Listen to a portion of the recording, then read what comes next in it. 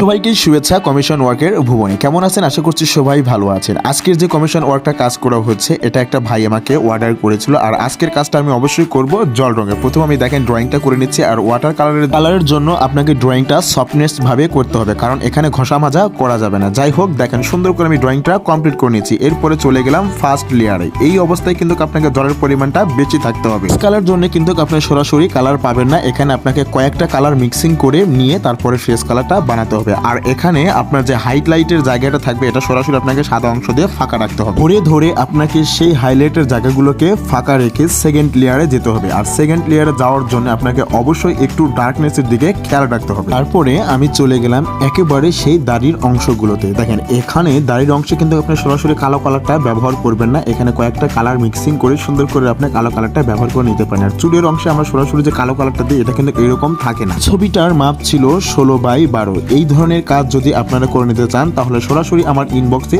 যোগাযোগ করতে পারেন। আপনাদের যে কোনো প্রিয়জনকে উপহার হিসেবে এই ধরনের ছবিগুলো সবচেয়ে বেশি প্রয়োজনীয়। ভালোবাসার স্থানকে ধরে রাখার জন্য পেন্টিং এর কোনো তুলনাই হয় না। যাই হোক, শেষে সুন্দর করে আমি ব্যাকগ্রাউন্ডটা দিয়ে দিলাম। কেমন হয়েছে ছবিটি অবশ্যই আমার কমেন্ট বক্সে জানাবেন। তখন সবাই টাটা।